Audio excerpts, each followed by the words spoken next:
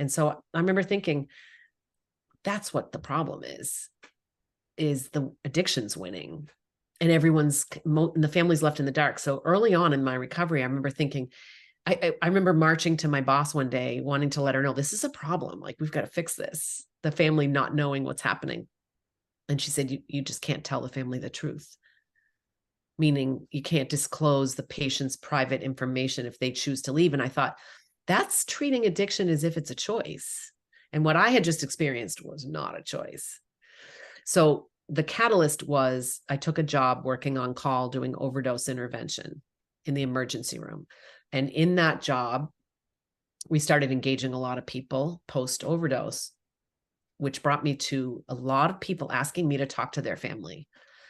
So what I learned in that 2-year period was when families start to understand the real truth, not about that it's not about drugs and alcohol, that we have a thinking problem, not a drinking problem, that it's a disorder that changes our brain.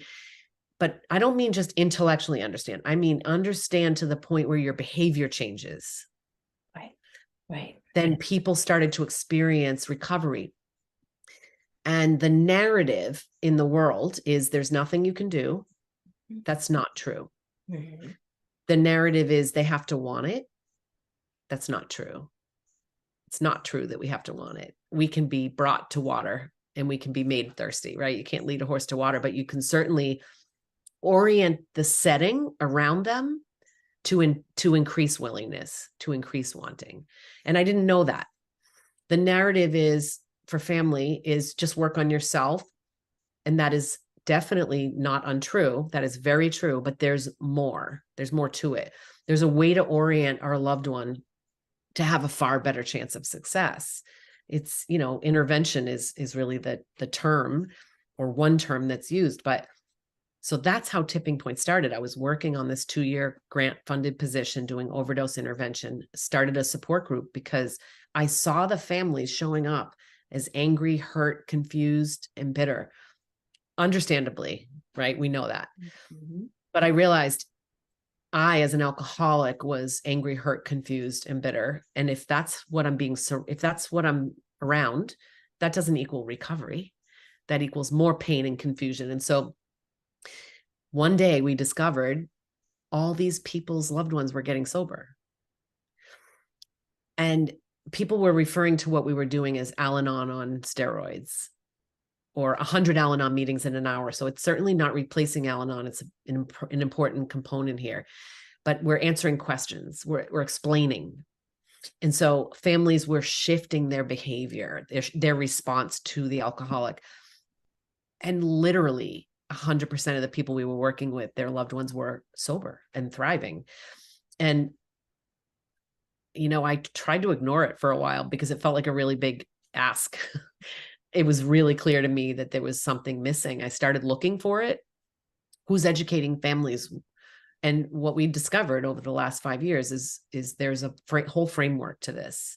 So we created through this, it's literally every conversation I have with a family, we've created a new principle or a new component. So it's a framework that has weight, that will be named, that can be used, so it's being used in a couple different ways. Treatment centers are hiring us as a third-party support resource for families. And treatment centers are seeing a 98% reduction in people leaving against medical advice, which is a real problem in treatment. And they're not leaving because the families are understanding how to help them stay in treatment longer when they're in our program. Yeah, right. It is wow. And the other thing that's happening is in our few year data, families that are taking our 12-week program see a 300 times greater chance of their loved ones staying on a long-term path. Now, at some point in the next year or two, we'll be working with a university. We're in relationship now, in discussion with a university coming in to do a study of our data, because we want an outside party to create a report of this data. This is just the families reporting, right? At this point, it's just families self-reporting on their progress and change. But no, this is a game changer. Now, what it involves is families understanding addiction, there are 9 principles to this. So it's, we think we understand addiction, but we don't.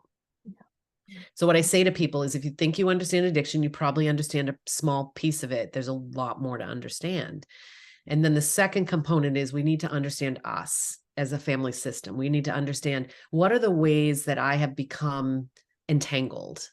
What are the ways that I have that I'm complicit in some ways? What are my feelings about what they're doing?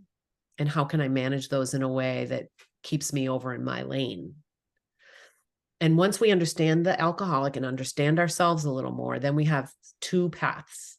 My path as a mom or a sister or a brother, a parent of an alcoholic, and my path as an alcoholic. They're separate, right? My family's addictions are not my job. But what we tend to do, I see, is, it's not my responsibility. He has to do it on his own. You hear that a lot. That's only partly true. They do have to do it on their own, but in the beginning, you can help orient them you can help in healthy ways. Most of the ways we help people aren't actually helpful when it comes to addiction.